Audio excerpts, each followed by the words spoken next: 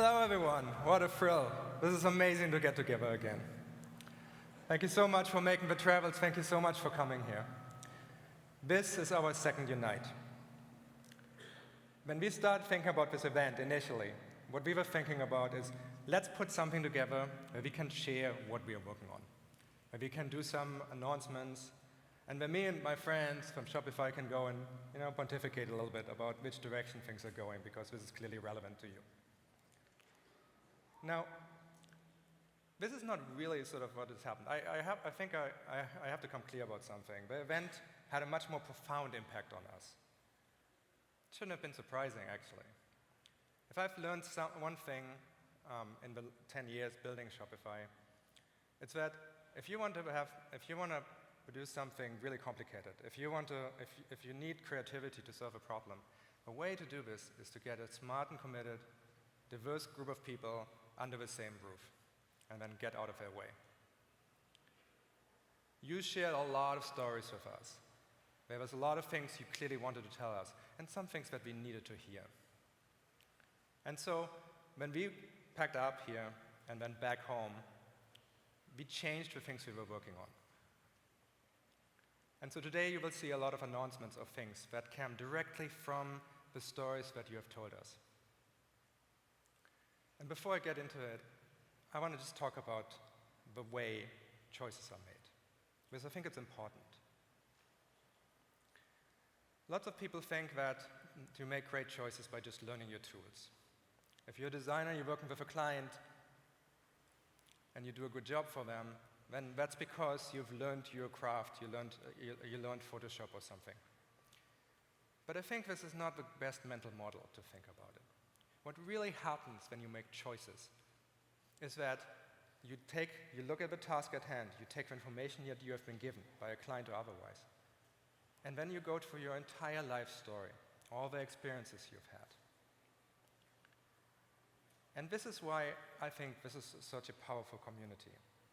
We're coming all from different places. We're coming from over 100 different countries. We're coming from different cultures, from different places and different creeds, and so on. Like, we are bringing a lot of collective experiences together in a single place, because we are working on something that's really important. What we are trying to do here is make commerce better for everyone. And let's acknowledge this really quickly. Commerce ain't that great for everyone right now. There's a lot of work to do. We have to invent a lot of new ways for doing this. And we have to undo a lot of damage that our industry has wrought over the last couple of years and decades. So these stories and these individual journeys that everyone goes through, I think this is the thing that's worth celebrating. If I have one question for you, it's like, don't treat this event as a series of product announcements. Really do say, there's about 200 people from Shopify here. There's over 1,000 people who are working on this. Everyone has a different angle and a frame of reference into solving these same problems. Share your stories. Draw other people's stories out. Learn theirs. I've talked with many of you today, and what I'm hearing is that a lot of people came here last year as singletons by themselves, and they came back as groups, in some cases as teams that have been formed because of these connections which have happened here. I think this is powerful, and I encourage you to make the best use of a hallway track and the beers and parties and all these kind of things. So with that, and just to start it out, I'm going to share a little bit of my own journey. This is an important event. In fact, probably the most important event in my professional life. It was November 2004. It was 11 a.m. I walked into a Bridgehead coffee shop, which is a local chain in Ottawa. I had my latte, and I looked into my PowerBook G4, which is what laptops were called back then, into Thunderbird, the email client I was using. I was reading through my email, and there was a new one that just arrived, and it said, "New order!" exclamation mark. Now, I remember everything, absolutely 100% everything about this day. I know exactly what I was wearing, where I was, what I ate that day. It's branded into my memory, because it wasn't just a new order, it was a first. Now, I was surprised by just how profound this felt to me, frankly. because the previous 4 months I was actually writing the software that sent me this email, which meant at some point, I actually had to write this email that it sent to me. So there was no mystery in what would happen if someone would deem one of my products worthy. But this snowboard store launched. There was a person in Pennsylvania who said, yes, one of those is one I need. Placed an order, and there it was. That day, I went from becoming someone who built something to being an entrepreneur. And I think this is an experience that a lot of you have had. It may have taken slightly different shape. Maybe it was the first call from a client. But I bet you also remember where you were back then. I think you remember those days. This is a pivotal moment in a lot of people's lives. It's a clear fork in the road, and things are going different from that point on. I fell in love with this. And I got many orders afterwards, but I never quite felt exactly like this again. But what I took from this experience was what I call like a simple heuristic. Now, heuristics to me are shorthands, things that if there are multiple ways to go about something, if there are multiple solutions, so often these heuristics tell you, here's a way for you to choose one which is more consistent with your long-term goals. And this heuristic was simple. If two paths would present themselves to me, I need to take the one that leads to more entrepreneurship to happen. Because entrepreneurship is powerful. It's an amazing experience, and it's difficult. That was the very heuristic which led me from taking Snow Devil, taking the software I built, and turning it into Shopify. And it served me very well since. It was there, all the major forks in the road for Shopify, and it's exactly what led us to being a public company today.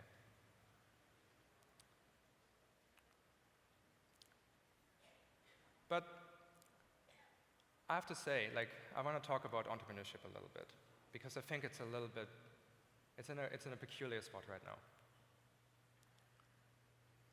When I'm talking about entrepreneurs, you might think of Bill Gates, or Elon Musk, or Zuckerberg. We are here in San Francisco. This is the Cathedral of Entrepreneurship. Everyone has this picture of two folks in a garage building the next billion-dollar app. But the issue with all this is that we're talking about tech, specifically. Now, that's okay. We are all part of the tech industry. We stand to benefit from this. But what about the rest? I think we are starting to set a very, very, very high bar for what an entrepreneur is. And I think this is maybe not particularly healthy. I believe that everyone, absolutely everyone, deserves an opportunity to be successful by building something themselves. And that's not just the tech industry. However, I have bad news for you on this. Entrepreneurship overall is actually in decline. There's a share of firms that are less than 1 year old. This is down by a third. New business created each year. It's dropped off a cliff after the last recession. Why is that? How can this possibly be true? Because we also hear the stories of everyone saying it's cheaper to start businesses. Hell, 10 years ago, you would have to go down the street out there, go to Oracle and pay $1 million to even get a database. Now you go to the cloud and so on. So yes, we have brought down the cost, but we have brought up the difficulty. And what that means is that there's a smaller pool of people now who can more cheaply create businesses. And I think this is troublesome.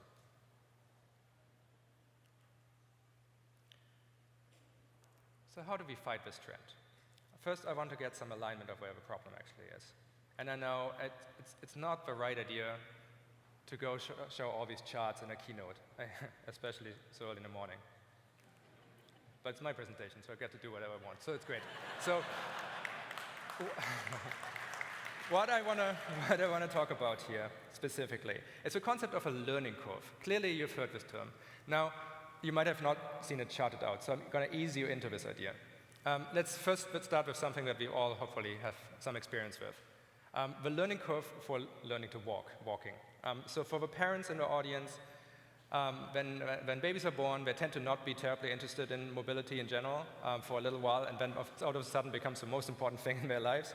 And they start trying to walk, and that's usually really hilarious in the beginning. And then at some point they figure it out, right? They overcome the learning curve, and then they walk. And there's a reason why there's no world championship in walking. At some point we just all get it, right? So here's another learning curve for something else that I personally have experience with. It's a learning curve for learning English. So English starts out fairly easy to learn, and then so at some point someone introduces you to a concept like to spelling, and you realize it's kind of random. And then you actually meet someone who speaks English natively, and then you realize all they're talking about is expressions, which usually means that the words mean the opposite of what they actually just said. And at some point, then someone introduces you to the concept of puns, and you're like, okay, this is like easy to learn, but very hard to master. So this is what this curve shows. All right. Going back to this is my experience. Snow Devil was the online store that I launched. This is sort of what it looked like back then. It's a little bit of actually quite a steep incline in the beginning, but as a gritty entrepreneur type, I'm not going to give up if the going gets hard, right? So you get up to a certain point, but when you hit V's, and that's where the trouble starts, because just like if you're trying to get up any kind of steep, like on a journey, if you're going up the mountain, that's okay. If you hit something vertical, you will need specialized tools. So I had those. In this particular case, it was mostly computer programming. I built the software and so on, and so I could overcome those and actually launch Snow Devil. But you realize that almost everyone else at this point just says, okay, there's no path forward for me. So initially what Shopify then did, when we launched it, is just take this to a more reasonable level, right? So get it to a point that one gritty, committed entrepreneur can actually get up to wherever they need to launch their product. That was very valuable, and this is where our initial success came from. So the intervening decade, what we've worked on is trying to bend this curve, because clearly we need to approximate English. We need to make this easy to learn, hard to master, even though accepting that it's hard to master. One of the major contributors to this was the app ecosystem, but also in general the partner system. I'm loving what I'm seeing about seminars that are being given, the boot camps to train people on this. I love the kinds of apps that are coming now, which really take an entire area of the business, like mailing lists or advertising, or advertising specifically in verticals like Facebook and so on, and just wrap it into one app which is understandable from the perspective of the person. Because every single time we bend this curve down, every single app does this, every new feature of Shopify hopefully does this, every time we bend this curve down, someone else will not have the experience that otherwise would have broken the camel's back. This is what we're working on. Every time we bend this downwards, the area over the curve increases, which means that more entrepreneurship happens. This is how to follow this path. So to the community, just the same as to Shopify itself, I want to throw a challenge. Because I think there is an opportunity here, and I don't know what it looks like. But wouldn't it be amazing if we could somehow do this? If we can take building an online business from a complexity of learning English or a foreign language down to making it more like walking. Can you imagine what impact this would have on the world? Can you imagine how much that would change the internet? I think this is what we need to think about. So how can we do this and accelerate this trend? Well, we're doing a lot of it already. I think technology will have a couple of new tools for us. I think, as every other tech CEO, I'm going to mention AI and machine learning. Those things matter. Like, I know there's a lot of hype, but it is actually warranted in this particular case. Mobile has done a lot already, because people are familiar with the kind of patterns on mobile, much more so than in browser they ever do. And there's billions of mobile phones out there. So there's a lot we can do. We have this vision that we really want to make it so that everyone can launch a business from their pocket. And so This is what we invite you to help us with. And bending this curve is hugely powerful. But important to me also is this. This is a mural that hangs in the Ottawa office. I love this. Initially, I just loved it because I thought it was clever. But over time, I actually realized this tells us a lot more important story. Because at some point I realized, Mario doesn't love the fire flower. It's not about the fire flower.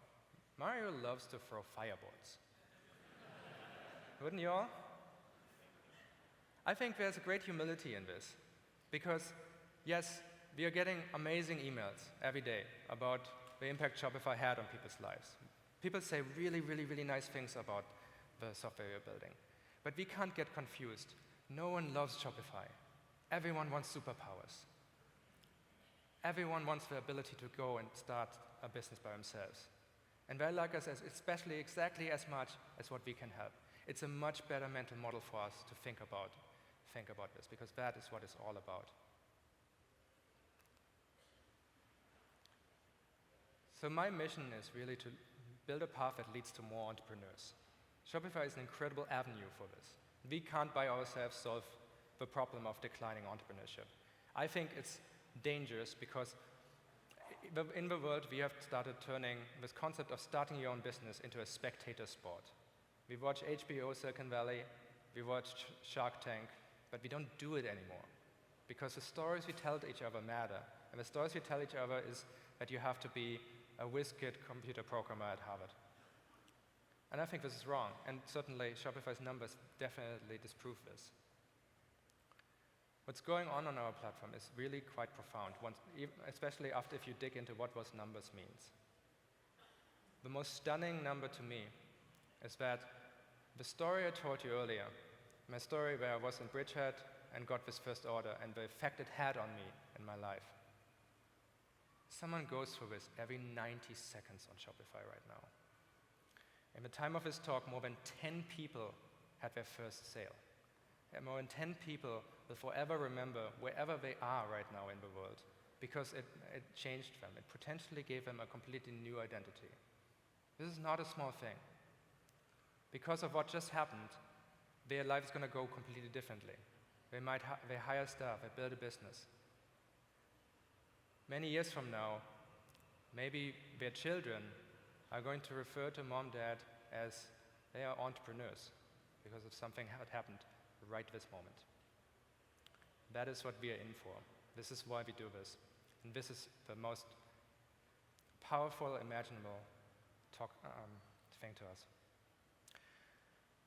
So thank you so much for joining. It takes an entire community to do this for. We are all in this together. We are all bringing this forward. And it's an absolute thrill to gather here today and get to share our stories, share some of the things we've been working on, hear from you what you can build with this, and tackle this together. There's a lot of work to do. I can't wait to get into it. Thank you so much. Please welcome Shopify